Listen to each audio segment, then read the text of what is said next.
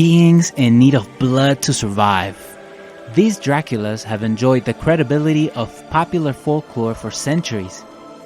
But have they ever existed? Certain diseases may hold the key to their fame. Today, in Feedback Learnex, we're going to learn all about them. My name is Juan Carlos. Grab your garlic cloves and follow me into the darkness. Let's go!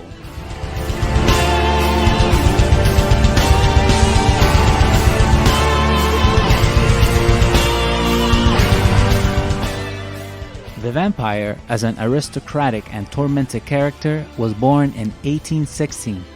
It happened in Villa Diodati, next to Lake Geneva, when some literary friends, Lord Byron, Percy Shelley, and his wife Marie Shelley, and the doctor John Polidori decided to write stories to scare each other. Two of the best horror novels emerged from that unusual competition. Marie Shelley wrote Frankenstein, and Polidori The Vampire, a work in which the protagonist, Lord Ruthven, already outlined the character of later vampires, such as Bram Stoker's Dracula. In the 12th century, people began to speak of beings that were resurrected to extract blood from the living. At the time, they were called sanguisua, and the bodies of suspects continued to be exhumed and burned. Although, if something triggered the belief in them, it was the epidemics of unknown diseases that devastated Eastern Europe between the 16th and 18th centuries. Those affected turned pale, suffered fevers and spasms, and died. Although there were no signs of bites, mass hysteria attributed these deaths to vampires, a Serbian word that comes from the Russian upir and means to absorb.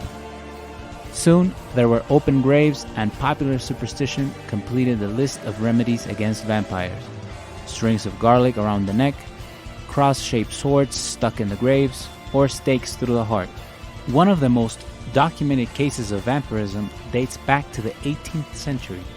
It was compiled in 1732 by Johannes Fluckenberg, an Austrian sergeant sent by the emperor to the scene. This is the story of Paul Arnold, a Serbian born in 1700 in the town of Medvegia, who told of having been beaten by a vampire and having become one of them. Nobody believed him, but after a while he died accidentally, and, to make matters worse, many of his neighbors claimed that he appeared to them after his death. After 40 days, his body was exhumed and found incorrupt. The body was burned, but years later, 17 people died in the town with symptoms of vampirism. The conclusion was that Arnold had infected his countrymen before being destroyed. Augustine Comte's treatise on vampires pointed out some rational explanations, although it also left the door open to the supernatural. The most recent hypotheses lean towards rabies and porphyria, a blood disease that turns its victims into beings externally similar to Stoker's terrifying portrait of Count Dracula. The Hungarian doctor George Thaler suggested a hypothesis about the pathology suffered by people supposedly attacked by vampires.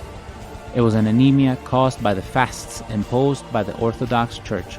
For centuries, there have been beings who call themselves vampires or act as such.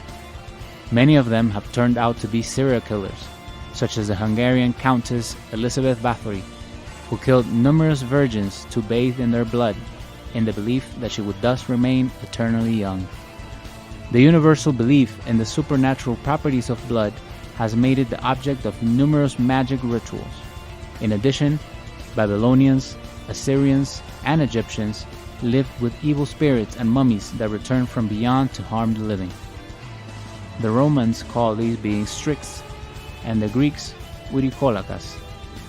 It was also believed in the Lamias, female beings that lived in cemeteries and fed on corrupt meat. Is it true that garlic drives vampires away? Its use could have a scientific basis in allicin. The smell of garlic can cause a worsening of the disease in porphyria patients. It was believed that burying the suicides, criminals, and witches with stakes through their hearts tied them to the earth from which they should not leave. At the end of the 17th century, vampires were divided into three groups: the involuntary, born of vampires or bitten by them, the dead who left some duty in this life, and the marginal, capable of adopting animal form. Finally, the most famous vampire was Count Dracula, a character inspired by the cruel Romanian prince Vlad Tepes, nicknamed the Impaler.